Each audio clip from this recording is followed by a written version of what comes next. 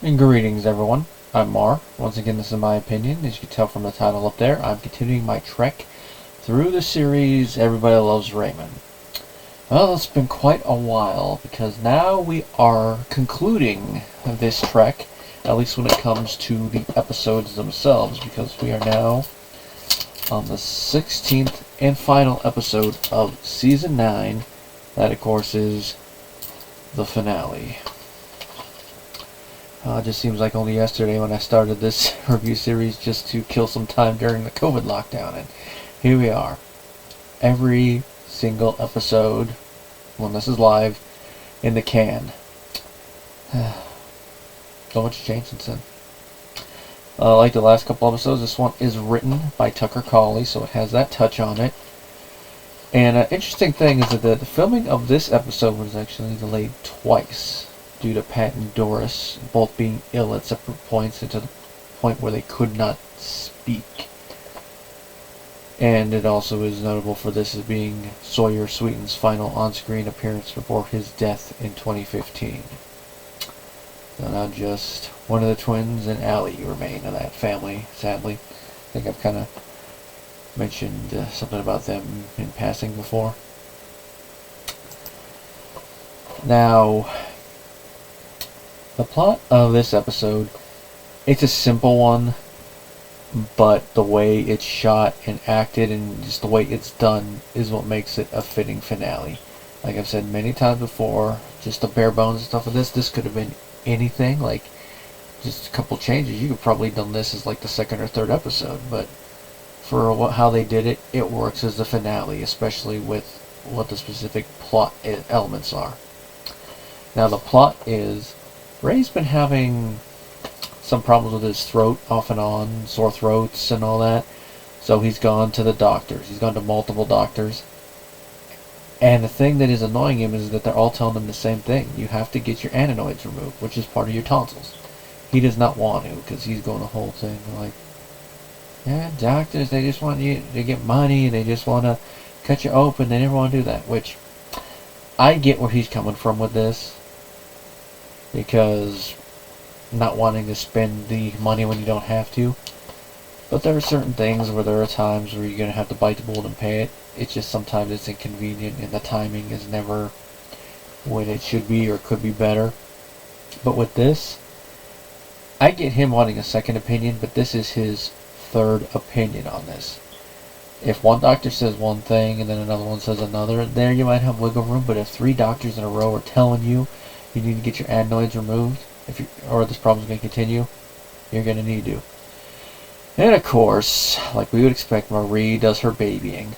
Now, I've mentioned already in multiple episodes throughout this season that this is where they really seem to Flanderize her. There's a little bit of it here, but it's not too much. That's why I say that element of it could be earlier. This is just her being her overly motherly mother, which I noticed from the grandmother that raised me that your mother mode never really 100% goes away. You just gotta temper it a little bit. But Marie definitely did not temper it. And of course, bringing in chicken noodle soup, telling him, oh, this is all the medicine he needs. Yes, Marie, there are times that chicken noodle soup would be good, like he actually is sick. But if it's something that's continuously making him sick, you treat that. You do not treat the symptoms of the cold, you treat the root cause. And if it's his adenoids, he's got to get them removed. Now, when it comes to Frank, of course, there's typical type of humor you would expect from that, where he does not even know what that term means. They ask him, like, do you even know what the adenoids are? Yeah, they're around the back of with the rest of the oids. That actually got a pretty decent laugh out of me. It's Peter Boyle's delivery of it and just how serious and a little bit dry from his health that he delivers it. Ray eventually does decide, okay, I'll get the surgery. He goes in. We see the whole family there in the hospital waiting for him to come out of surgery. Marie goes away, go use the restroom, and it's at this point that a nurse comes out and asks Deborah, did your husband have any allergies he's neglected to tell us about? And the reason they ask that is that they're having trouble bringing him out of the anesthesia. And of course, everyone reacts the way you'd expect when you're told, he's not waking up. Deborah starts going into full meltdown when Robert sees that he starts going into Big Brother mode like we've seen him a couple times. He's my brother, I'm his blood type. But then another one comes out a couple minutes, not even a minute later, be like, oh, okay, he's waking up for just a thing. Now, Marie is not here for all this, importantly, so everyone who's there decides that, okay, we're not going to tell Ray, and we're definitely not going to tell Marie, because we all know what will happen with both of them. And just to give a little bit of a spoiler, they're right. And of course, even though he was hesitant at first, Ray is all like, oh yeah, this is actually good, mainly because of the ice cream and stuff following the ice cream. Now, the thing I really love about this that leads into the final part is we get to see a little bit of more humanity from Frank. When it cuts to a scene across the street, we see Frank. He's in bed. Part of this is in writing, but I think it's mostly coming from how Peter Boyle sells it, especially since it's the final episode, and him playing this character for the past 9 years. He's got his whole being down to a T, just the way he plays this. You can tell that this character is very conflicted about what happened. He's worried, of course, about his son, that his son almost possibly could have not woken up, and just seeing his family members react to it. But also the fact is that he's keeping a secret from his wife, even though he knows it's one that he probably should keep from her. And their whole conversation, it eventually leads to Frank telling Marie what happened. And of course Marie freaks out just like how we thought she would. She freaks out and she runs across the street. Now, there is a lot of banter before he decides to tell him. One is that, okay, I'll tell you, but don't tell anyone I told you. Famous last words from Frank. But a lot of the dialogue includes romance and bedroom activity. Just to segue, come here a minute. The reason I bring that up is that when Marie runs out of the room, he tries that, come here a minute. Doesn't work. And of course, Ray and Deborah are in the middle of some pre-stuff. You know, television allowed pre-stuff. When Marie runs into the room and goes and overly hugs him. And just the way everyone sells this, I burst out laughing revisiting this one. Because I knew this was coming, I just forgot this is how overblown it was played, and it got me laughing. And of course everyone's reacting like, oh, I knew this was going to happen. And this is where it's revealed to Ray that they were having trouble waking him up, and everyone decided that they were going to tell him. And like we would expect, everyone ends up in that room. Frank's in the room, Robert and Amy are in the room, everyone except the kids are in the room. And it's a big old conversation about it. And Ray brings up, you know, I've been feeling weird all day. Maybe that's why. Maybe I lost some brain activity. Ray, you felt different all day because you were in surgery and your body's still recovering from the anesthesia and them having to remove a piece of your body. It has nothing to do with any loss of brain activity. Because trust me, if you lost some brain activity, everyone would have noticed by that point. It's just you and your whole mindset of there always having to be something stupid wrong. I mean, in this case, there is something wrong with his androids, but we're talking about other times. And, of course, Marie and her motherly enabling. And the conversation goes and goes, and eventually does come to a conclusion. But they all talk about the whole thing, and I think the highlight is Ray asking, like, how everyone's reaction was. Of course, he immediately jumps to the negative.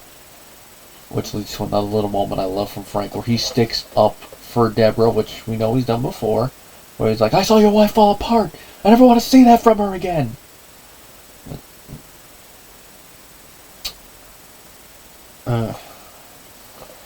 Now, the epilogue for this episode, definitely one that fits what goes on in this episode. Where it starts like it's a normal breakfast, French toast, then slowly everyone else ends up coming in, mainly because Frank was being a handyman, and he broke the stove, so they can't cook across the street, so they have a store of reason to come in. And they all are sitting at the table, which connects to a joke from the prologue about the table, them needing a bigger table. And them all sitting on the table, talking about breakfast and some other things, like a little thing they mentioned in the previous scene, where after what went on, when they were driving home, You Are the Sunshine of My Life came on the radio and Robert was crying. So Ray poked fun at him a little bit with that. All the little banter going back and forth. They're blocking at the table, kind of like the Last Supper. That's kind of a little fitting there. What I love about that blocking and how the banter is that as they're doing it, the camera is very close on the table at first, then it slowly backs out, out, out, out to show the whole table. It keeps backing out until it fades to black. And of course, as the credits begin, we still hear the banter for a little bit until it gets to the part with the music. And everybody loves Raymond, after 9 seasons, concludes. There's a little bit of humor, a little bit of drama, a little bit of fun there, but it's the perfect way to end this last episode. And of course, I don't think I've really ever talked about it in any of these reviews, but at the end of the credits, they have the plate with different dishes for one of the production companies. But for this one, they just have a check that says no charge on it. So, nice little way to end it there. There's not really much else for me to say about this episode that I haven't said already, but the perfect way to end the season in the series. Now, as a whole, season 9, it was a little bit better than I remember it being. I mean, it does have its flaws, and you can definitely tell that the show has kind of ran out of a little steam. I'd say that probably if you had taken the best aspects of the previous 2 seasons and put them together, maybe made a season that was a little bit longer, and probably would have been a better concluding season.